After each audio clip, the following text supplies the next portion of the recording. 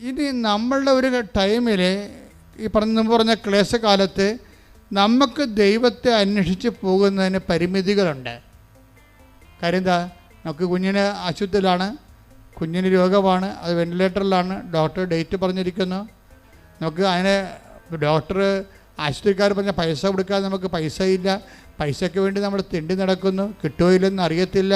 ഇങ്ങനെ എല്ലാം കൊണ്ടും നമ്മൾ മുട്ടുകയും വിളിക്കുകയും തിരക്കുകയും അന്വേഷിക്കുകയും ചെയ്യുന്ന കാര്യങ്ങളെല്ലാം നോ നോ നോ നോ എന്ന് പറഞ്ഞ് വാതിൽ നമ്മുടെ മുഖത്തിന് നേരെ കൊട്ടി അടക്കുന്ന സമയത്ത് നമുക്ക് പ്രാർത്ഥിക്കാൻ പറ്റത്തില്ല. ഇങ്ങനൊരു ഹവർ ഉണ്ടാകും നമ്മുടെ ജീവിതത്തിൽ. ആ സമയത്ത് നമ്മൾ തിരക്കി നടന്ന ദൈവത്തെ തിരക്കി നടക്കാൻ പറ്റാത്തൊരു സമയമാണത്. ആ സമയത്തുള്ള പ്രൊവിഷൻ എന്താണ്? ദൈവം നമ്മളെ തിരക്കി വരണം. മനസ്സിലായില്ലേ? ദൈവം നമ്മളെ തിരക്കി വരണമെന്നുണ്ടെങ്കിൽ ദൈവത്തിന് നീ പ്രിയപ്പെട്ട വ്യക്തിയാകണം. അല്ലെ ദൈവത്തിന് എന്ത് കാര്യം ഈ മരപ്പെട്ട നടക്കാൻ? പല കാര്യമുണ്ടോ? അത് നിങ്ങൾ ചിന്തിക്കണം. നമുക്ക് ദൈവത്തെ തിരക്കി പോകാൻ പറ്റാത്ത, ദൈവത്തെ കണ്ടുപിടിക്കാൻ പറ്റാത്ത അവസ്ഥയാണ് വരണ സമയത്ത് പിന്നെ ഒരു ഓപ്ഷൻ സാധ്യതയുള്ള എന്താണ്? ദൈവം നമ്മളെ കണ്ടുപിടിക്കണം. ദൈവം നമ്മളെ കണ്ടുപിടിക്കണമെങ്കിൽ എന്ത് ചെയ്യണം? അതാണ് ജെറമ്യ 29:14 പറയണത്. എന്താ പറയണത്? നിങ്ങൾ എന്നെ കണ്ടെത്താൻ ഞാൻ ഇടയാക്കുമെന്ന് കർത്താവ് അരുളി ചെയ്യുന്നു. അപ്പൊ ദൈവം തന്നെ ഇടയാക്കിയാലേ നമുക്ക് ദൈവത്തെ കണ്ടെത്താൻ പറ്റത്തുള്ളൂ. അതാണ് ഒരു സിറ്റുവേഷൻസ്. അപ്പോൾ ദൈവം നിങ്ങളെ കണ്ടെത്താൻ ദൈവം തന്നെ ഇനിഷ്യേറ്റീവ് എടുക്കണമെന്നുണ്ടെങ്കിൽ നിങ്ങൾ ആരായിരിക്കണം? നിങ്ങളെ ദൈവത്തിന് നഷ്ടപ്പെടാൻ പാടില്ലാത്ത വ്യക്തിയായി മാറണം. പ്രഷ്യസ് ആയിരിക്കണം. നിങ്ങൾ പ്രഷ്യസ് ആയിട്ടുള്ള നിങ്ങളെ പട്ടിക്കാട്ടത്തിൻ്റെ വില നിങ്ങൾക്ക് ഇല്ലെന്നുണ്ടെങ്കിൽ ദൈവത്തിന് എന്തിനാണ് ഈ പട്ടിക്കാട്ടത്തിന് പുറകെ നടക്കാൻ പല കാര്യമുണ്ട്. അത് വളരെ സീരിയസ് ആണ്. നിങ്ങളൊരു തങ്കക്കട്ടയായി മാറണം, അല്ല പട്ടിക്കാട്ടമായിട്ടൊരു കാര്യമില്ല. അങ്ങനെ വരുമ്പോൾ ദൈവത്തെ നിങ്ങൾ തിരക്കി നടക്കേണ്ട കാര്യമില്ല. പട്ടിക്കാട്ടത്തിന് പുറകെ വല്ലതും തിരക്കി നടക്കുക. വെയിലിരിക്കണ പാമ്പിന് ആരാ എടുത്ത് തുളവെക്കാൻ പോണത്? നടക്കത്തില്ല. അപ്പം നിങ്ങൾ പ്രഷ്യസായാൽ മാത്രമേ നിങ്ങളുടെ ക്ലേശകാലത്ത് ദൈവം നിങ്ങളെ അന്വേഷിച്ച് വരാൻ പറ്റത്തുള്ളൂ. എന്താ കാര്യം? നിങ്ങൾക്ക് ദൈവത്തെ നിങ്ങൾ നഷ്ടപ്പെടാൻ പാടില്ല. അതിനെന്ത് ചെയ്യണം? നിങ്ങളുടെ നല്ല കാലത്ത് നിങ്ങൾ ദൈവത്തിന് വേണ്ടി മറക്കാതെ ബന്ധുക്കളെ സ്വന്തപ്പെട്ടവരെക്കാൾ ഉപരി ദൈവത്തിന് പ്രാധാന്യം കൊടുത്തുകൊണ്ട് ജീവിക്കണം. കൈയടിച്ച് സ്തുതിക്കട്ടെ.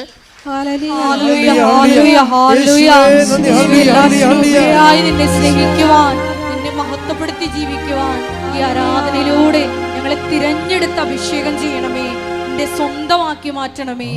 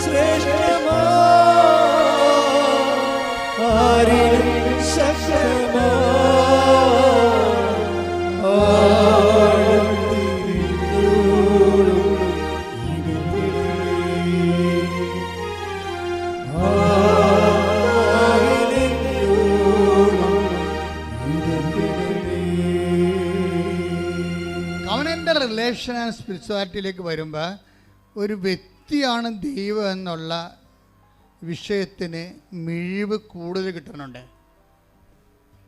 എല്ലാ വ്യക്തികളും ഇങ്ങനെ പിരിഞ്ഞ് പോകും. ഇപ്പം ജിഷ ശരിക്കും പറഞ്ഞാൽ ഡൈവേഴ്സ് അല്ല, സെപ്പറേറ്റഡ് ആണ്. തമ്മിൽ കണ്ടിട്ട് വർഷമായി തമ്മിൽ സംസാരിച്ചൊരു വർഷമായി കേസ് നടന്നുകൊണ്ടിരിക്കുകയാണ്. പക്ഷെ ജോലിയുമില്ല, ജീവിതം തീർന്ന് വല്ലാത്തൊരവസ്ഥയാണ്. ഈ സമയത്ത് എന്താണ്? ഇവൾക്ക് ജെറമിയ 29:14 വർക്കൗട്ട് ചെയ്യും. എന്താണ്? ദൈവം ഇവളെ തിരക്കി വരും. കാര്യം ഇവളെ നഷ്ടപ്പെടാൻ പാടില്ല. കാര്യം എന്താണ്? നല്ല കാലത്ത് ഇവൾ ദൈവത്തിന് വേണ്ടി ജീവിച്ചവളാണ്. അതുകൊണ്ട് എന്നാ ചെയ്യും? ഭർത്താവ് സെപ്പറേറ്റഡായി, അതുപോലെ തന്നെ അവൾക്ക് ജോലിയുമില്ല, അവർ തമ്മിൽ സംസാരമില്ല, കണ്ടിട്ട് മാസങ്ങളായി. ഇങ്ങനെ ഒരു വിഷമസന്ധിയിൽ ഇവൾ കർത്താവേ എനിക്കെന്ത് സംഭവിച്ചു എന്ന് ചോദിക്കും. കർത്താവേ എനിക്കെന്ത് സംഭവിച്ചു? ഞാൻ ഇനി എൻ്റെ ജീവിതത്തിൽ എന്താണ് കേസ് ഇങ്ങനെ വന്നിട്ട് ഇത് ഡൈവേഴ്സായി പോവുമോ, ജോലി ഇല്ലാതാണ്ടായി നിൽക്കുമോ, എൻ്റെ ജീവിതം തീർന്ന് പോവുകയാണല്ലോ, എനിക്ക് എന്ത് സംഭവിച്ചു എന്ന് ചോദിക്കും. എന്നിട്ട് ഇവളെന്ത് ചെയ്യും? ഇവളെന്താ ചെയ്തുകൊണ്ടിരുന്നത്? അമ്മ പറഞ്ഞിട്ട് ബൈബിൾ അവൾ മുടങ്ങാതെ വായിച്ചുകൊണ്ടിരിക്കുകയായിരുന്നു. അപ്പോൾ ഈ ഒരു വിഷമസന്ധി വന്നപ്പോൾ പെട്ടെന്ന് ഇവൾ ബൈബിൾ എടുത്തിട്ട് വിശ്വാസപ്രമാണം ചൊല്ലി ബൈബിൾ ഓപ്പൺ ചെയ്യും. കർത്താവേ എന്ത് ചെയ്യണം ഞാനെന്ന് ചോദിക്കും. അപ്പോൾ എന്ത് ചെയ്യണം ഞാനെന്ന് ചോദിക്കുമ്പോഴേ ശരിക്കും പറഞ്ഞാൽ എന്താണ് അതിന് മറുപടി പറയും ദൈവം. ചിലരോട് മറുപടി പറയത്തില്ല, ചിലരോടും ദൈവം മിണ്ടത്തില്ലല്ലോ, ബൈബിൾ തുറന്നാലും ഒന്നും മനസ്സിലാകത്തില്ല. അത് ആമോസ് 8:12 എന്താണ്? കടലെല്ലാം ഞാൻ അന്വേഷിച്ചു, വടക്കും കിഴക്കും അന്വേഷിച്ചു, ഒന്നും ഞാൻ കണ്ടില്ലെന്ന് പറയണത് വെച്ചാൽ എന്നോട് ഒരു വചനവും എനിക്ക് കിട്ടിയില്ലെന്ന് പറയുന്നത് എന്താണ്? നിങ്ങളുടെ ആസ്തിയിൽ ആസ്തി ഭദ്രത ഇല്ല. പക്ഷേ ഇവളങ്ങനെയല്ല, ഇവൾക്ക് ആസ്തി ഭദ്രതയുണ്ട്. ഈ ഉടമ്പടി ഞങ്ങൾ എപ്പോഴും നിങ്ങളോട് പറയും, നിങ്ങൾ ആസ്തി ഉണ്ടാക്കാനുള്ള സമയമാണ്, രോഗികളെ കാണണം. അപ്പോൾ കഴിഞ്ഞ ദിവസങ്ങളൊക്കെ ഉള്ള സാക്ഷ്യങ്ങൾ എന്താണ്? എനിക്ക് വേണമെങ്കിൽ ഹോട്ടലിൽ നിന്ന് ചോറ് വാങ്ങിച്ച് കൊടുക്കാമായിരുന്നു, ഞാൻ കൊടുത്തില്ല. ഞാൻ അവിടുത്തെ പോയി അരിയും കറിയും സാധനങ്ങൾ വാങ്ങിച്ച് അവിടെ അടുക്കളയിൽ പോയി ആ ഓൾഡ് മാൻ ആൾക്കാർ താമസിക്കുന്ന അടുക്കളയിൽ പോയി അവിടെ കൂടെ ഇരുന്നുകൊണ്ട് അരി വെച്ച് ഊണാക്കി കറിയാക്കി ഞാൻ അവർക്ക് വിളമ്പി കൊടുത്തു. എന്താ കാര്യം? കർത്താവിനെ പ്രതിയാണ്. എനിക്ക് വേണമെങ്കിൽ ഹോട്ടലിൽ നിന്ന് മുടക്കി കാശ്, അപ്പം ഹോട്ടലിൽ നിന്ന് വാങ്ങിച്ച് ചോറ് കൊടുക്കുമായിരുന്നു, നിസ്സാര കാര്യമായിരുന്നു. അപ്പം ഞാൻ ചെയ്യാതെ കർത്താവിന് വേണ്ടി ഞാനത് ചെയ്തു. അപ്പോൾ എന്താ? ആസ്തി കൂടുകയാണ്. ദൈവത്തിൻ്റെ നാമത്തിന്, ഈ ദൈവത്തിൻ്റെ നാമം എന്ന് പറയുമ്പോൾ ദൈവം നമുക്ക് അനുഭവവേദ്യമാകണതും നമുക്ക് ഇൻട്രാക്ട് ചെയ്യാൻ പറ്റണത് നാമത്തിൻ്റെ ബേസിലാണ്. അതായത് നമ്മുടെ മുമ്പിലുള്ളത് ടാൻജിബിളായിട്ടുള്ളത് നാമമാണ്. ഈ നാമത്തെ ഇപ്പം നമ്മളൊരു സൽപ്രവൃത്തി ചെയ്യുമ്പോൾ നമ്മൾ ആരുടെ നാമത്തിലാണ് ചെയ്യണത്? ഈശോയുടെ നാമത്തിലെ. അപ്പോൾ ദൈവത്തിൻ്റെ കൃപയെല്ലാം, ക്രിസ്തു നേടിയ കൃപയെല്ലാം ഈ ക്രിസ്തു, ഇപ്പം നമ്മൾ കണ്ട ഒരു ഐക്കൺ, മൊബൈലിൽ ഒരു ഐക്കൺ നമ്മൾ ടച്ച് ചെയ്ത് കഴിഞ്ഞാൽ ആ ഐക്കണിലുള്ള മുഴുവൻ സംഭവങ്ങളും നമുക്ക് കിട്ടും. അതുപോലെ ക്രിസ്തു ഒരു ഐക്കണായിരിക്കുന്നത് നാമത്തിലാണ്. അതുകൊണ്ടാണ് ഈശോ പറഞ്ഞത്, എൻ്റെ നാമത്തിൽ നിങ്ങളൊരു ഗ്ലാസ് പച്ചവെള്ളം കൊടുത്താൽ ഞാനതിന് പ്രതിഫലം നൽകും. ഈ ക്രിസ്തു ഈ പാപത്തിന് പരിഹാരം ചെയ്ത് പിതാവിൻ്റെ തിരുമനസ്സ് നിറവേറ്റി കഴിഞ്ഞപ്പോൾ പിതാവ് ക്രിസ്തുവിന് നാമത്തെ മഹത്വപ്പെടുത്തി. അതുകൊണ്ടാണ് ഈശോ പറയുന്നത് 17:4 യോഹന്നാനിലെ, പിതാവേ ഭൂമിയിൽ ഞാൻ അങ്ങയെ മഹത്വപ്പെടുത്തി, അങ്ങേ പക്കൽ എന്നെ മഹത്വപ്പെടുത്തണമേ. അതിൻ്റെ കൂടെ തന്നെ കിടക്കുന്നുണ്ട് അങ്ങയുടെ നാമത്തെ മഹത്വപ്പെടുത്തണമേ എന്ന്. അത് ഇടിമിന്നൽ പോലെ കർത്താവ് പീഡാനുഭവങ്ങളുടെ ഒരു മുന്നാസ്വാദനം പോലെ അനുഭവം കാണുമ്പോൾ ഈശോ പറയും, പിതാവേ അങ്ങയുടെ നാമത്തെ മഹത്വപ്പെടുത്തണമേ. അപ്പോൾ യേശുക്രിസ്തുവിൻ്റെ ദൗത്യം ചെയ്യാൻ യേശുക്രിസ്തുവിനെ ശക്തീകരിക്കുമ്പോൾ ഓട്ടോമാറ്റിക്കായിട്ട് സംഭവിക്കുന്നത്, യേശുക്രിസ്തുവിൻ്റെ നാമത്തിൻ്റെ മഹത്വം സംഭവിക്കുമ്പോൾ ഓട്ടോമാറ്റിക്കായിട്ട് പിതാവിൻ്റെ നാമത്തെ മഹത്വപ്പെടുത്തുന്നത് പിതാവും യേശുക്രിസ്തുവും പരിശുദ്ധാത്മാവും ഒന്നായത് കൊണ്ടാണ്. ഒരേ സമയം തന്നെ 3 വ്യക്തികളായിരിക്കുകയും സത്തയിൽ ഒന്നായിരിക്കുകയും ചെയ്യുമ്പോൾ അതെല്ലാം വർക്കിംഗ് കണ്ടീഷൻ ആകുന്നത് നാമത്തിൻ്റെ ബേസ്മെൻറ്റിലാണ്. ശ്രുതികണ്ട hallelujah. Hallelujah hallelujah hallelujah hallelujah hallelujah hallelujah പ്രവൃത്തികളിലൂടെ എല്ലാം അങ്ങയുടെ നാമത്തെ മഹത്വപ്പെടുത്തി മുന്നേറുവാൻ ഈ ആരാധനയിലൂടെ കൃപയാകണമേ.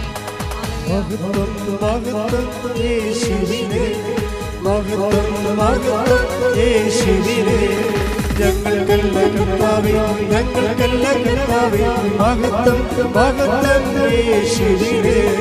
ഞങ്ങൾക്കെല്ലാം കർത്താവേ, ഞങ്ങൾക്കെല്ലാം കർത്താവേ, മഹത്വം മഹത്വം യേശുവിനേ.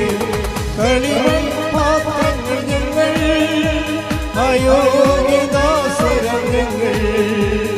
കളികൾ പാത്രങ്ങൾ ഞങ്ങൾ, അയോഗ്യദാസരം ഞങ്ങൾ. ബലഹീനരാകും ഞങ്ങളെ ഉയർത്തിയ യേശുവിനാണ് മഹത്വം. ബലഹീനരാകും ഞങ്ങളെ ഉയർത്തിയ യേശുവിനാണ് മഹത്വം. മഹത്വം മഹത്വം യേശുവിനേ, മഹത്വം മഹത്വം യേശുവിനേ. പരിശുദ്ധ പരമ ദിവ്യകാരുണ്യത്തിന് ആരാധനയും സ്തുതിയും പുകഴ്ചയും ഉണ്ടായിരിക്കട്ടെ. അപ്പോഴ് ജിഷ്മയുടെ മനസ്സിൽ പരിശുദ്ധാത്മാവ് തോന്നിക്കും, എന്താണ്, നീ ഇപ്പോൾ ഭർത്താവ് സെപ്പറേറ്റ് ആയിരിക്കുന്നു, നിനക്ക് ജോലിയില്ല, നീ ഒറ്റപ്പെട്ടിരിക്കുന്നു എന്ന് പറയുമ്പോൾ ദൈവം തന്നെ ഈ ജെറമിയ നമ്മൾ കണ്ടതുപോലെ 29:14 അനുസരിച്ചുകൊണ്ട് എന്നെ കണ്ടെത്താൻ ഞാൻ ഇടയാക്കും. അങ്ങനെ ദൈവം തന്നെ ഇവരോട് പറയും, ഞാൻ സംസാരിക്കാം, നീ ബൈബിൾ ഓപ്പൺ ചെയ്യാൻ പറയും. ഉടനെ പരിശുദ്ധാത്മാവിൻ്റെ നിവേശനത്താൽ ഇവൾ ബൈബിൾ ഓപ്പൺ ചെയ്യും. ബൈബിൾ ഓപ്പൺ ചെയ്യുകയും ഉടനെ ദൈവം ഇവളോട് സംസാരിക്കും. എന്താ സംസാരിക്കണത്? ധൈര്യമായിരിക്കുക, ഭയപ്പെടരുത്, മുന്നോട്ട് പോവുക, നീ പോകുന്നിടത്തെല്ലാം ഞാൻ നിൻ്റെ കൂടെ ഉണ്ടാകും. ശ്രുതികട്ടെ ഹല്ലേലൂയ. ഹല്ലേലൂയ ഹല്ലേലൂയ ഹല്ലേലൂയ യേശുവേ നന്ദി, യേശുവേ ആരാധന. Hallelujah hallelujah. ഇതൊരു ഉടമ്പടി വചനമാണ്, നമുക്ക് എല്ലാവർക്കും അറിയാവുന്നതാണ്. എന്താണത്? ജോഷുവ 1:9 എടുത്തേ. ശക്തനും ധീരനുമായിരിക്കണമെന്നും അതന്നെ പറഞ്ഞേ, ശക്തനും ധീരനുമായിരിക്കുക. ഭയപ്പെടുകയോ പരിഭ്രമിക്കുകയോ ചെയ്യരുതെന്ന് നിന്നോട് ഞാൻ കൽപ്പിച്ചിട്ടില്ലയോ? എന്ത് മധുരമാ, കേൾക്കുമ്പോൾ തന്നെ നമുക്ക് മധുരം തോന്നും. എന്താണ്? ശക്തനും ധീരയുമായിരിക്കുക. എന്താണ് ചെയ്യേണ്ടത്? വായിച്ചേ. ശക്തനും ധീരനുമായിരിക്കണമെന്നും ഭയപ്പെടുകയോ പരിഭ്രമിക്കുകയോ ചെയ്യരുതെന്നും നിന്നോട് ഞാൻ കൽപ്പിച്ചിട്ടില്ലയോ? നിന്റെ ദൈവമായ നേരത്തെ പറഞ്ഞിട്ടുള്ളത് ഓർക്കണം. എന്താണ്? എന്തെങ്കിലും വിഷയങ്ങൾ വരുമ്പോഴേ ബൈബിൾ തുറന്ന് തന്നെ അത് മെസ്സേജ് കിട്ടണമെന്ന് നിങ്ങൾ വാശി പിടിക്കരുത്. ഇപ്പം എന്താ പറഞ്ഞിരിക്കണത്? നിന്നോട് ഞാൻ നേരത്തെ പറഞ്ഞിട്ടില്ലയോ? എത്രയോ പ്രാവശ്യം പറഞ്ഞിരിക്കണം. എന്താ പറഞ്ഞിരിക്കണത്? ശക്തനും ധീരനുമായിരിക്കുക. പിന്നെ ഭയപ്പെടുകയോ പരിഭ്രമിക്കുകയോ വേണ്ട. ഭർത്താവ് സെപ്പറേറ്റ് ആയെന്ന് വിചാരിച്ചുകൊണ്ട് ഭയപ്പെടേണ്ട, പരിഭ്രമിക്കണ്ട. ജോലിയില്ല എന്ന് വിചാരിച്ചുകൊണ്ട് ഭയപ്പെടേണ്ട, പരിഭ്രമിക്കണ്ട. എന്താണ്? നിന്റെ ദൈവമായ കർത്താവ് നീ പോകുന്നിടത്തെല്ലാം നിന്നോട് കൂടെ ഉണ്ടായിരിക്കും. അവിടെ ഡൈവേഴ്സും ഇല്ല, സെപ്പറേഷനും ഇല്ല. അതിങ്ങനെ മനസ്സിലാക്കണം. ദൈവത്തെ ഇങ്ങനെയാണ് സ്നേഹിക്കേണ്ടത്. എന്താണ്? ആരെല്ലാം എൻ്റെ കൂടെ ഉള്ളവരെല്ലാം, മക്കളായാലും ശരി, ഭർത്താവായാലും ഭാര്യയായാലും നാളെ സെപ്പറേറ്റായി പോകും. പക്ഷെ നിന്റെ ദൈവമായ കർത്താവ് നീ പോകുന്നിടത്തെല്ലാം, അത് ഐസിയുലായാലും വെന്റിലേറ്ററായാലും സ്വർഗത്തിലായാലും ഞാൻ നിന്റെ കൂടെ ഉണ്ടാകും. കൈയടിച്ച് സ്തുതിക്കട്ടെ. Hallelujah hallelujah hallelujah. അന്ത്യം വരെ ഞങ്ങളുടെ കൂടെ നിൽക്കുന്ന സാന്നിധ്യത്തിന് സാന്ത്വനത്തിന് നന്ദി പറയുന്നു. ഒരുമിച്ച് പാടുക, കൈയടിച്ചുകൊണ്ട് സന്തോഷിക്കട്ടെ.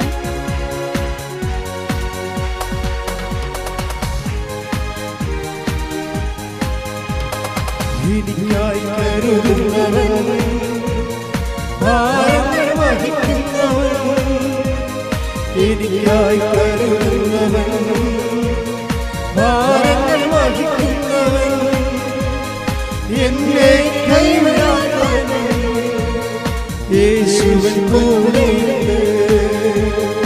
എന്നെ കൈവിടാത്തവൻ, യേശുവിൻ കൂടെയുണ്ട്. പരീക്ഷ അനുവദിച്ച പരിഹാരം എനിക്കായി കരുതിയിട്ടുണ്ട്. പരീക്ഷ അനുവദിച്ച പരിഹാരം എനിക്കായി കരുതിയിട്ടുണ്ട്. എന്തിനെന്നോ ചോദിക്കില്ല ഞാൻ, എന്റെ നന്മയ്ക്കായി അറിയുന്നു ഞാൻ. എന്തിനെന്നോ ചോദിക്കില്ല ഞാൻ, എന്റെ നന്മയ്ക്കായി അറിയുന്നു ഞാൻ. പരിശുദ്ധ പരമ ദിവ്യകാരുണ്യത്തിന് ആരാധനയും സ്തുതിയും പുകഴ്ചയും ഉണ്ടായിരിക്കട്ടെ. അതായത് ഈ പണ്ട് ജിഷയാണ് വന്ന് ചോദിക്കണ ഭർത്താവുമായിട്ട്, എന്തിനാണ് ഈ ആൾക്കൂട്ടം എല്ലാം ഇവിടെ വന്നിരിക്കണത്, വല്ലതും അറിഞ്ഞിട്ടാണ് അന്ന് ഇല്ലേ? ഇങ്ങനെ എവിടെയെങ്കിലും അനുഗ്രഹം ഉണ്ടെങ്കിൽ കുറേ എണ്ണം ഓടിക്കൂടുമെന്നുള്ളതാണ് ഇവിടെ മനസ്സിരിപ്പ്. അതാണ് സംഭവം. ആ കമൻറ്റ് ചെയ്ത ആൾ ഇപ്പോഴെന്താ പറ്റിയത്? ഈ ആൾക്കൂട്ടത്തിലേക്ക് തിരിച്ചു വരണം. അവർ വന്ന് ഉടമ്പടി എടുക്കുക. ഉടനെ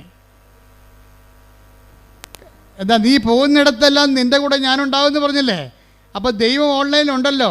ഇനി എന്താ ചെയ്യുന്നത്? അടുത്ത നടപടി എന്താണ്? ഉടമ്പടി എടുക്കുക. ആ ഉടമ്പടി എടുക്കുമ്പോൾ മാത്രമേ നമുക്ക് മനസ്സിലാകത്തുള്ളൂ എന്തിനാണ് ഇവിടെ ജനങ്ങൾ ഓടിക്കൂടുന്നതെന്ന്. അപ്പോൾ ജിഷ വന്ന് ഉടമ്പടി എടുക്കും. ഉടമ്പടി എടുത്തു കഴിഞ്ഞിട്ട് എന്താ സംഭവിച്ചത്? മറ്റ് പ്രാർത്ഥന അനുഭവങ്ങൾക്കില്ലാത്ത വ്യത്യസ്തമായൊരു അനുഭവം ഉടമ്പടിക്കുള്ളത് എന്താണെന്നറിയാമോ? അത് ഇപ്പോൾ നമുക്കറിയാമല്ലോ, ഇപ്പോൾ ദൈവത്തെ അനുഭവിക്കുന്നത് ബൈബിളിൽ പഞ്ചേന്ദ്രിയങ്ങളിലൂടെയാണ് അനുഭവിക്കണം. പലരും പല അനുഭവങ്ങളുണ്ട്. മനധ്യാനത്തിലുണ്ട്, ആന്തരികമായ അനുഭവങ്ങളുണ്ട്, അതേപോലെ പിന്നെ ആന്തരിക ധ്യാനാനുഭവങ്ങളുണ്ട്. പക്ഷെ അതൊക്കെ ചുമ്മാ പണ്ഡിതന്മാർക്ക് വല്ല വിരലിലുണ്ടാവുന്ന ആൾക്കാർക്ക് ഉള്ളതാണ്. ഈ വിരലിലുണ്ടാവുന്ന പണ്ഡിതന്മാർ ആരെങ്കിലും അതിൽ എത്ര പേര് കർത്താവിന് വേണ്ടി മിഷൻ പ്രവർത്തനം ചെയ്തിട്ടുണ്ട്, എത്ര പേര് കർത്താവിന് വേണ്ടി മരിച്ചിട്ടുണ്ട്, എത്ര പേര് സുവിശേഷ സാക്ഷ്യം വഹിച്ചിട്ടുണ്ടെന്ന് ചോദിച്ചു കഴിഞ്ഞാൽ പരിങ്ങലായി പോകും. പക്ഷേ സാധാരണ മനുഷ്യൻ്റെ അനുഭവം എന്താണ്? അവൻ ടാഞ്ചിബിളായിട്ടാണ്.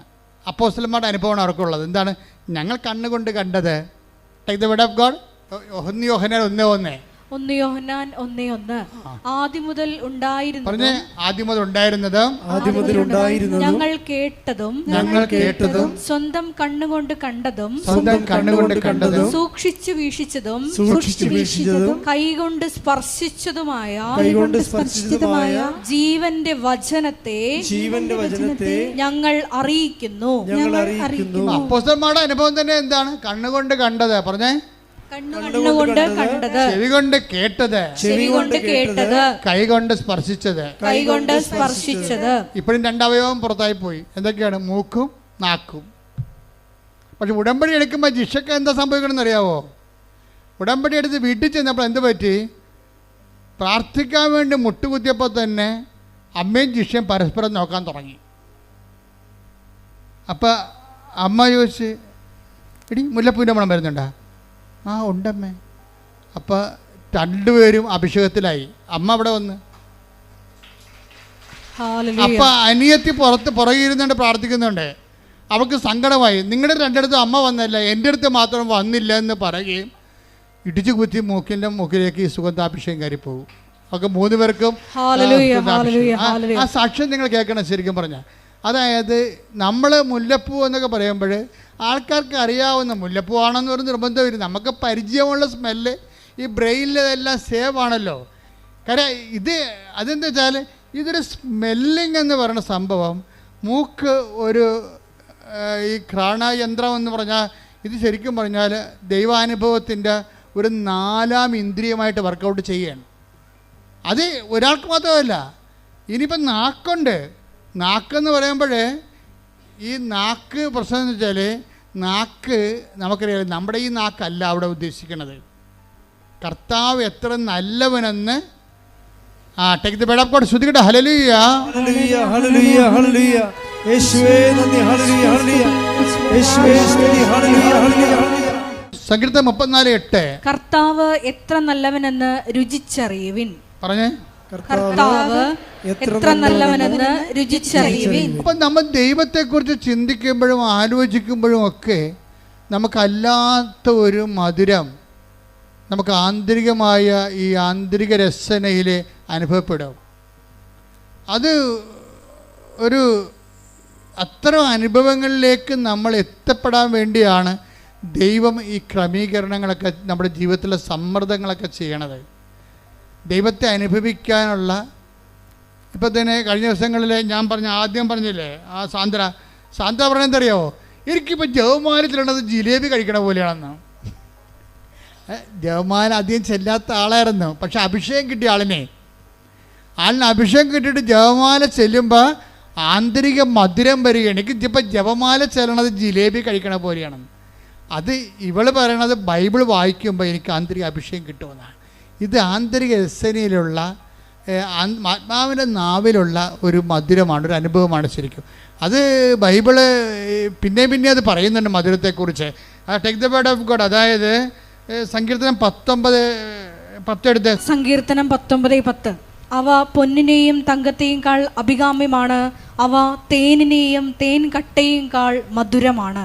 സങ്കീർത്തനം ദൈവവചനത്തെ അനുഭവിക്കണത് എങ്ങനെയാണ്? അത് തേനിനേക്കാൾ, സങ്കീർത്തനം 19:10 എന്താ പറയണത്? അത് തേനിനേക്കാളും പറഞ്ഞേ, അവ തേനിനേക്കാളും തേൻകട്ടയേക്കാളും മധുരമുള്ളതാണ്. അപ്പൊ നിങ്ങളുടെ അരമണിക്കൂർ വചനം വായിക്കാൻ അച്ഛൻ പറഞ്ഞില്ലേ? അരമണിക്കൂർ വചനം വായിക്കാൻ പറഞ്ഞതിൻ്റെ കാരണം, നിങ്ങൾ 10 കൊല്ലം വായിച്ചിട്ടും വചനം നിങ്ങൾക്ക് തേൻകട്ടയെ പോലെ മധുരമില്ലെങ്കിൽ നിങ്ങൾ അഭിഷേകത്തിന് വേണ്ടി പ്രാർത്ഥിക്കണം. നിങ്ങളൊരു വർത്തമാന പത്രം വായിക്കണം, ഒരു ബൈബിൾ വായിച്ചിട്ടാണ് നിങ്ങൾക്ക് ആന്തരിക രചനയിൽ ദൈവവചനം മധുരമാകാതിരിക്കണത്. വചനം വായിക്കുന്തോറും നമുക്ക് ഭയങ്കരമായ മധുരിമ, ആന്തരിക മധുരിമ അനുഭവപ്പെടും, സന്തോഷവും. അതുപോലെ തന്നെ വചനത്തിലൂടെ ദൈവം നയിക്കണതും ദൈവത്തിൻ്റെ സ്നേഹം അനുഭവിക്കുന്നതാണ് ഈ മധുരം എന്ന് പറയണത്. അല്ലാതെ പഞ്ചാര എന്ന് പറഞ്ഞിട്ട് നമുക്ക് വായിലിടുമ്പോൾ ഉണ്ടാകുന്ന മധുരമല്ല, ദൈവസ്നേഹമല്ലാതെ അനുഭവിക്കും നമ്മൾ. അപ്പോൾ ദൈവസ്നേഹമായതുകൊണ്ട് അത് വചനത്തിലൂടെ, വചന വായനയിലൂടെ, വചന നിവർത്തീകരണത്തിലൂടെയൊക്കെ, വചന ധ്യാനത്തിലൂടെ അനുഭവിക്കാൻ എളുപ്പമാണ്. അതിന് ഒരു ഭാരം, ഇപ്പം നമുക്ക് ഒരു മിനിമം ഭാരം ഉണ്ടാവുമല്ലോ. ഇപ്പോൾ ഒരു വിമാനം 700 യാത്രക്കാരെയും കൊണ്ട് റൺവേയിലൂടെ ഇങ്ങനെ ഓടിപ്പോകുമ്പോൾ നല്ല അതിൻ്റെ സ്പീഡ് 200 കിലോമീറ്ററാക്കി, പിന്നെ 300 കിലോമീറ്ററാക്കി, പിന്നെ 400 കിലോമീറ്ററാക്കി, 450 കിലോമീറ്റർ സ്പീഡാകുമ്പോൾ അവരുടനെ എൻ്റെ ചിറക് ഇങ്ങനെ അങ്ങോട്ട് നമുക്ക് വിമാനത്തിരിക്കുമ്പോൾ അറിയാൻ പറ്റും. അവർ ചിറക് 450 കിലോമീറ്റർ വിമാനം റൺവേയിൽ സ്പീഡായി കഴിഞ്ഞാൽ ചിറക് അവരെങ്ങനെ അഡ്ജസ്റ്റ് ചെയ്ത് ഇങ്ങനെ കാറ്റിനെ ഈ ചിറകിൽ പിടിക്കും. അപ്പോൾ ഈ സാധനം പൊന്തിപ്പോവും. ആ കാറ്റിൽ ചിറകിനെ അവർ പിടിക്കാൻ വേണ്ടി അഡ്ജസ്റ്റ്മെൻറ്റ് അവിടെ ചെയ്തിട്ടുണ്ട്. നമുക്ക് നമ്മളെ വിരിച്ചിട്ട് നോക്കുമ്പോൾ ഈ ചിറകിങ്ങനെ ഇളകി ഇങ്ങനെ കാറ്റിനെ പിടിക്കണ കാണാൻ പറ്റും. അപ്പോഴീ വിമാനം നേരെ പൊന്തി വരും. അപ്പോൾ 750 യാത്രക്കാരുടെ വിമാനത്തിൻ്റെ ടൺ എത്രയാണെങ്കിലും ആ ഭാരം ലഘുവായി മാറും. ആ ഭാരത്തിനെല്ലാം കാറ്റും സ്പീഡും കൂടി താങ്ങി നിർത്തും. ഇതുപോലെ വചനം വായിക്കുന്ന ആദ്യകാലം വായിക്കണ്ട, നാളെ പ്രാർത്ഥിക്കാം, ഇപ്പം പ്രാർത്ഥിക്കണ്ട, പിന്നെ പ്രാർത്ഥിക്കാം. അപ്പോൾ മകൻ അവിടെ ഇരുന്ന് പെരിച്ചാഴി പറയും, അമ്മേ ഒരു കൊന്ത 2 ദിവസം ചെല്ലിയാൽ മതി എന്ന് പറയും. അപ്പം തന്നെ ആ പ്രാർത്ഥനാ പുസ്തകം എടുത്ത് അവന് തലക്കെട്ടടിക്കണം. അതായത് ഒരു തരം ഫ്രോഡും അക്സെപ്റ്റ് ചെയ്യത്തില്ല. ഇന്നല്ലെങ്കിൽ നാളെ പിടിവീഴും. കാരണം എന്താണ്, നിങ്ങളെ അതുകൊണ്ട് തന്നെ ശക്തനും ധീരനുമായിരിക്കും എന്ന് പറഞ്ഞ പോലെ തന്നെ ദൈവദൃഷ്ടിയിൽ സത്യത്തോടെ നിൽക്കാൻ നോക്കണം. സത്യത്തോടെ ദൈവത്തിന് മാത്രം 1ാം സ്ഥാനം കൊടുത്തുകൊണ്ട്, ഇത് പ്രയോറിറ്റി ഓഫ് വാല്യൂ. 1ാമത്തെ കൽപ്പന കവന്നതിനതാണ്, നിൻ്റെ കർത്താവ് ദൈവം, നിൻ്റെ ഭർത്താവല്ല, ഇപ്പം ദൈവം തന്നെ. ആ ദൈവത്തിൻ്റെ ഒപ്പം നിന്നെ വേറെ ആരെയും വെക്കരുത്. അല്ല, നീ ആരെയും കോംപ്രമൈസ് ചെയ്യിക്കരുത്. ആ വിഷയത്തിൽ ആ കളത്തിൽ കയറി കളിക്കാൻ ആരും അനുവദിക്കരുത്. കഴിഞ്ഞ ദിവസങ്ങളിൽ ഒരു മകന്, പേരെന്നാ, ആശുപത്രിയിൽ കിടന്ന് കുറേ ഒരു നല്ല സാക്ഷ്യം ഉണ്ടായിരുന്നു ഇവിടെ, മറന്നുപോയി ഞാൻ പേര്. അപ്പോൾ അയാൾ പറയണത് എന്താ വെച്ച് കഴിഞ്ഞാൽ, എൻ്റെ മകനാണ് എന്നെ ദൈവത്തിനെ ഇപ്പം കാണിച്ചതെന്നാണ് പറയണം. എന്താ കാര്യം വെച്ച് കഴിഞ്ഞാൽ, മകൻ്റെ കൂടെ മകന് ജനിച്ചപ്പോൾ ചങ്കും കരളും ആമാശയവും കിഡ്നിയും ഒക്കെ പല സ്ഥലത്തായിരുന്നു. അപ്പോൾ ഡോക്ടർ പല സമയത്ത് ഈ കുഞ്ഞിനെ അബോർട്ട് ചെയ്യാൻ വേണ്ടി, ഇപ്പോൾ ഏതാണ്ട് 95% ആൾക്കാർ, 95,000 ആൾക്കാർ കണ്ടിട്ടുണ്ട്. 1,00,000 ആൾക്കാർ കണ്ടത് ആ സാക്ഷ്യം. എന്നുവെച്ചാൽ ഈ കുഞ്ഞിനെ അബോർട്ട് ചെയ്യാൻ പലപ്പോഴും ഡോക്ടർ പറഞ്ഞു. കാര്യം വെച്ച് കഴിഞ്ഞാൽ, ഈ കുഞ്ഞിന് കിഡ്നി ചങ്കിൻ്റെ അകത്തും നെഞ്ചിൻ്റെ അവിടെയും, പിന്നെ അത് ആമാശയില്ല, അത് തൊടേന്ന് ഇത് വാങ്ങിച്ച് വെച്ചിട്ടാണ്, തൊടേന്ന് ഞരമ്പെടുത്തിട്ടാണ് ആമാശയം രണ്ടാമത് ഉണ്ടാക്കണം. അപ്പോൾ ഇങ്ങനെയൊക്കെ പല അവയവങ്ങളും ഇല്ലാതെ വരും. അതുകൊണ്ട് ജനിക്കുമ്പോൾ തന്നെ ഇത് മരിക്കും. നിങ്ങൾ അബോർട്ട് ചെയ്യണം, നല്ലത് മതി. അപ്പൻ അബോർട്ട് ചെയ്യിക്കത്തില്ല. അപ്പൻ അബോർട്ട് ചെയ്യാതെ വിശ്വാസത്തിൽ തന്നെ അപ്പൻ പിടിച്ച് നിൽക്കും. ആ സാക്ഷ്യം നിങ്ങൾ കേട്ടിട്ടുള്ളവർ ഒന്ന് കൈപൊക്കിക്കേ.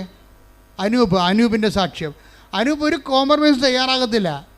അവസാനം ആ കൊച്ചിന്, ആ മനുഷ്യൻ വിശ്വാസത്തിൽ ദൈവത്തിൻ്റെ കൂടെ നിന്നുകൊണ്ട് വീണ്ടെടുക്കണ എടുപ്പെന്ന് പറഞ്ഞ ഐതിഹാസികമായ ഒരു ആത്മീയ വിജയത്തിൻ്റെ ചരിത്രമാണ്. കൈയടിച്ച് സ്തുതിക്കണല്ലേ.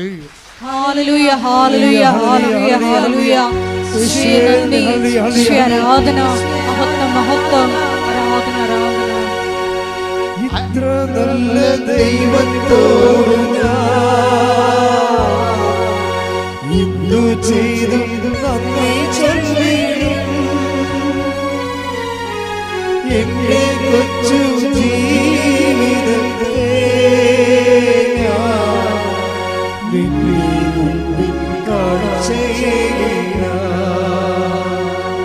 ഇത്ര നല്ല ദൈവത്തോട് എന്തു ചെയ്തു നന്ദി ചൊല്ലിടും.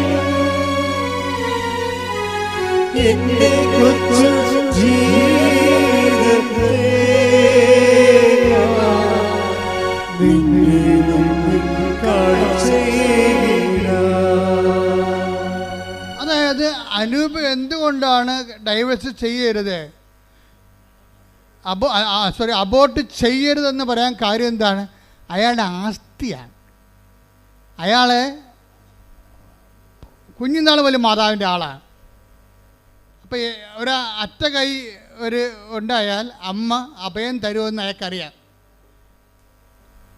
അതുകൊണ്ട് പക്ഷേ എന്നാലും പലപ്പോഴും പല പല പ്രശ്നങ്ങൾ കാരണം, ഈ ആമാശയമില്ലാത്ത കാരണവും അതുപോലെ കിഡ്നികൾ സ്ഥലം മാറിയിരിക്കുന്ന കാരണവും കുഞ്ഞിനെപ്പോഴും ഇഷ്യൂസ് ഡെവലപ്പ് ചെയ്യും. പല പല ഓപ്പറേഷൻ കഴിയും. ഒരു കൊല്ലമൊക്കെയാണ് ICU കിടന്നത്. 22 ലക്ഷം രൂപയാവും ചിലവ്. എന്നിട്ട് ഫൈറ്റ് ചെയ്യണം. ഡോക്ടർമാർ പറയുക, ഡോക്ടർമാരുടെ ആത്മവിശ്വാസം വരെ പോകുമ്പോഴും ഇവൻ ഈ ഉടുത്ത തുണിയാലെ ഇവിടെ വന്ന് ഉടമ്പടി എടുത്തിട്ടില്ല. ഉടുത്ത തുണിയാലെ അമ്മയെടുത്ത് വരും. അമ്മയെടുത്ത് വന്നിട്ട് പറയും, ഞാൻ അമ്മയ്ക്ക് ഒരാഴ്ച തരും എൻ്റെ കുഞ്ഞിനെ രക്ഷപ്പെടുത്താൻ. അവിടെ നിന്ന് അവൻ പറയും, ഞാൻ ഉടുത്ത തുണിയാലെ ഷേവ് പോലും ചെയ്യാതെ അമ്മയുടെ മുമ്പിൽ വന്ന് നിൽക്കുകയാണ്. ഞാൻ അമ്മയ്ക്ക് ഒരാഴ്ച തരും. ഇന്ന് ശനിയാഴ്ച, അടുത്ത ശനിയാഴ്ചക്കുള്ളിൽ എൻ്റെ കുഞ്ഞ് റെഡിയായിരിക്കണം, ഞാൻ പോകണമെന്ന് പറയും. അത് ആധികാരികതയാണ്. എന്ന് വെച്ച് കഴിഞ്ഞാൽ അങ്ങനെ പറയാനുള്ള ഒരു ചങ്കൂറ്റ് എങ്ങനെ കിട്ടിയതാണത്?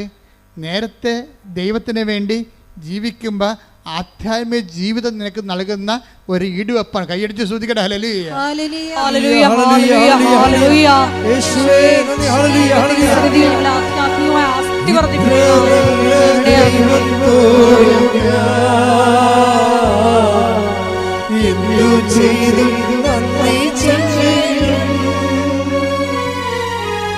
എന്റെ കൊച്ചു ജീവിതത്തെ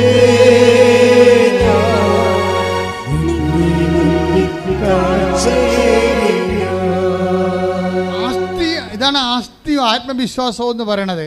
അയാൾ ദൈവത്തെ ഭീഷണിപ്പെടുത്തിയതല്ല, സങ്കടം കൊണ്ട്, തനിക്ക് പറയാനുള്ള അവസാനത്തെ ആളായതുകൊണ്ടും ഇത് കേൾക്കാൻ ബാധ്യതയുള്ള ആളായതുകൊണ്ടും ദൈവപിതാവ് നമ്മളുടെ സങ്കടങ്ങൾക്ക് നമ്മൾക്ക് കൂടെ നിൽക്കാൻ വേണ്ടി ഏൽപ്പിച്ച ആളായതുകൊണ്ടും അമ്മയ്ക്ക് അതിൻ്റെ ഉത്തരവാദിത്തമുള്ളത് കൊണ്ടും ആ ബോധ്യം ഒരു ശിശുവിനെന്ന പോലെ അവന് ഉള്ളത് കൊണ്ടും ദൈവത്തിൻ്റെ സന്നിധിയിൽ അവൻ കുഞ്ഞിനെ സമർപ്പിച്ചുകൊണ്ട് ആ കുഞ്ഞിനെ ജീവനിലേക്ക് കൊണ്ടുവരേണ്ട കാഴ്ചയാണ് ആ സാക്ഷ്യം.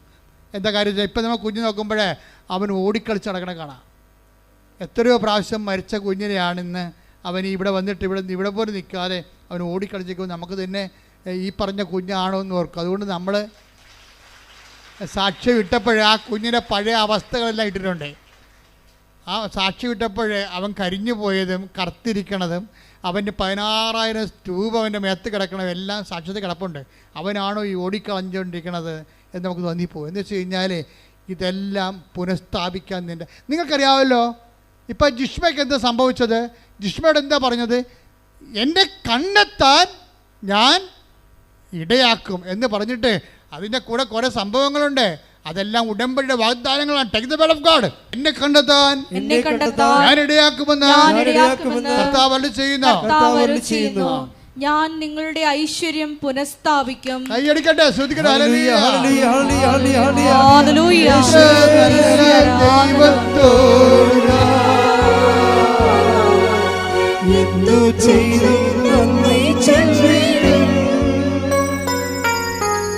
എന്റെ കൊച്ചു ജീവിതത്തെ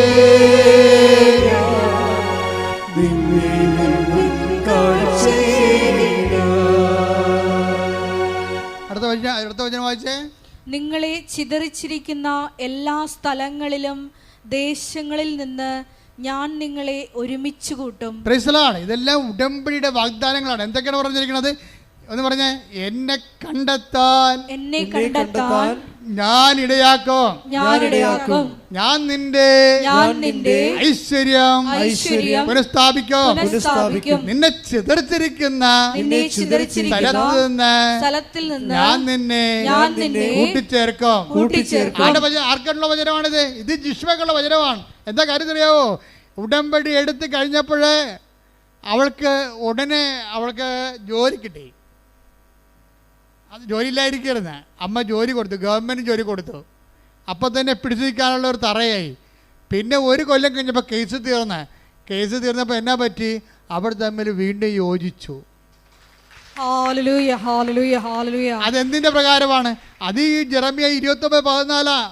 എന്താ കാര്യം? അതായത് നിങ്ങളെ ചിതറിച്ചിരിക്കുന്ന സ്ഥലത്ത് നിന്ന്, സെപ്പറേറ്റായ സ്ഥലത്ത് നിന്ന് ഞാൻ നിങ്ങളെ ഒരുമിച്ച് കൂട്ടും. നിങ്ങളുടെ ജീവിത പങ്കാളിയോ മക്കളോ ഭർത്താവോ ഭാര്യയോ ആര് നിങ്ങളിൽ നിന്ന് വേർപെട്ടു പോയാലും ഉടമ്പടി പ്രകാരം അവരെ തിരിച്ചു കൊണ്ടുവന്ന് നിങ്ങളെ ഐക്യപ്പെടുത്താൻ ദൈവം നിങ്ങളെ കാത്തിരിക്കുന്നു. ശ്രദ്ധിക്കട്ടെ.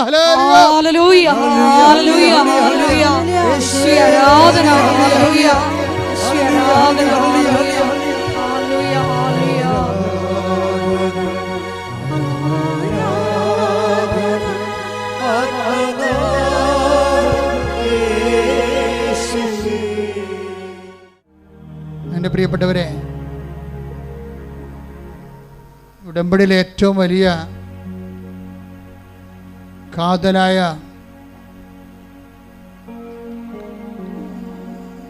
ദൈവിക ആനുകൂല്യം എന്ന് പറയുന്നത് ദൈവസന്നിധിയിലുള്ള വ്യാപനമാണ്. ദൈവസന്നിധിയിൽ നമ്മൾ ദൈവസാന്നിധ്യത്തിൽ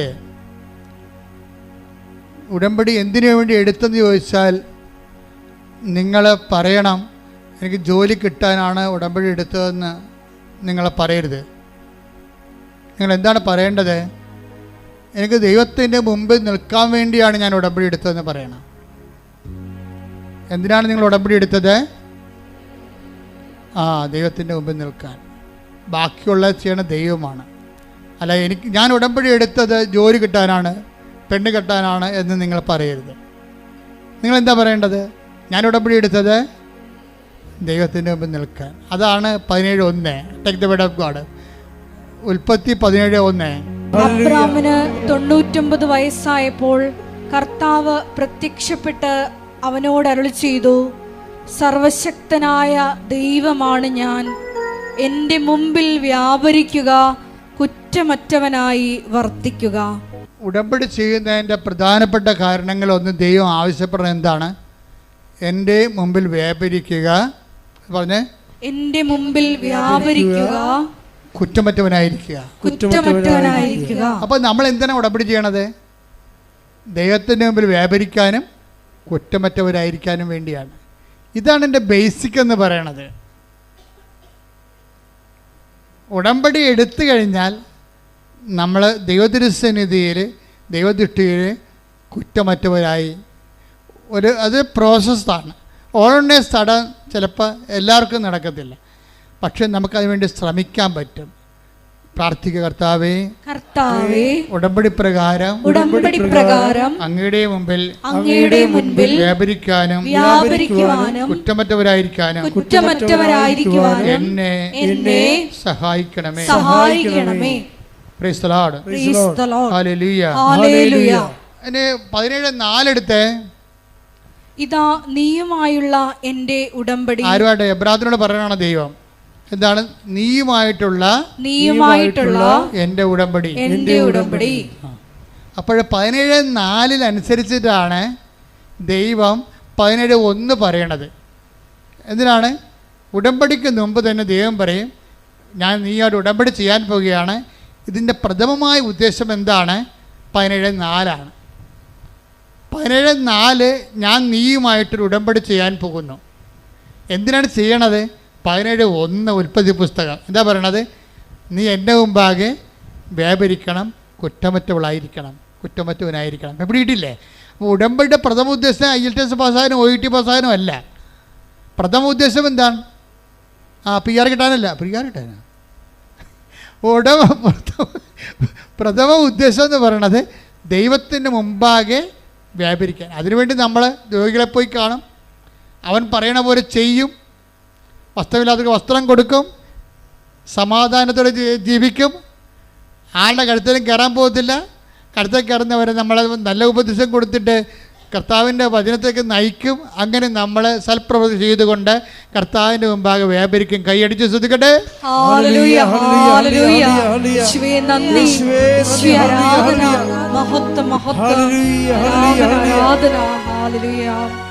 അതായത് ഇതിൻ്റെ ഒരു വിഷയം വെച്ചാൽ ഉടമ്പടിക്കുള്ളൊരു ഗുണമുണ്ട്.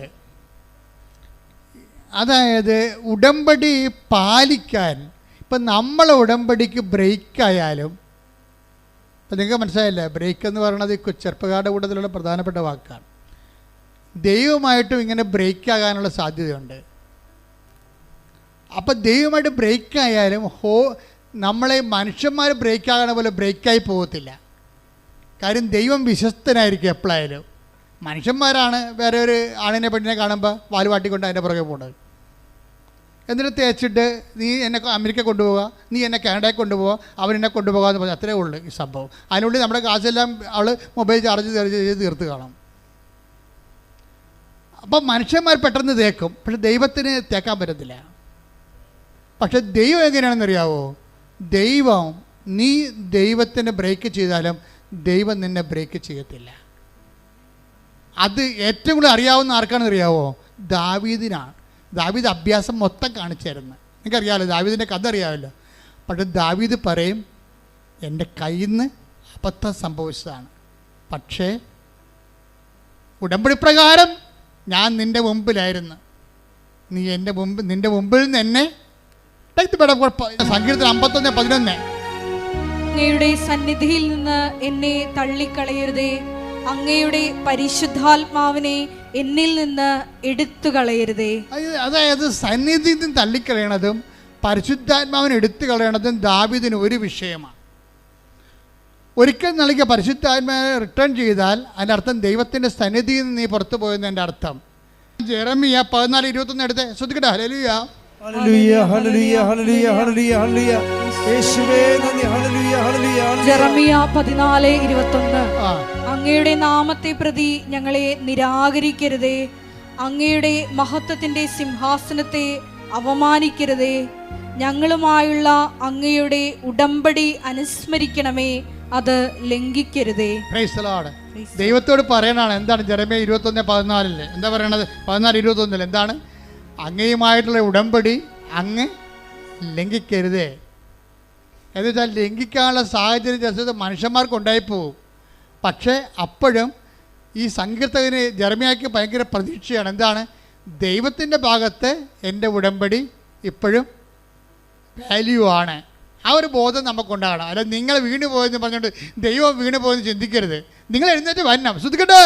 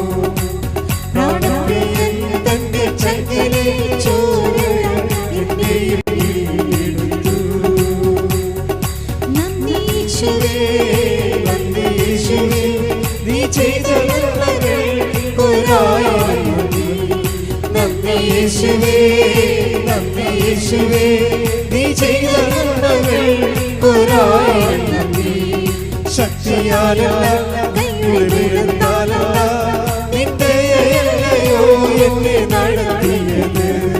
ശക്തിയാലല്ല കൈയുടെ വിടുന്നാലല്ല നിന്റെയോ എന്നെ നടത്തിയത്.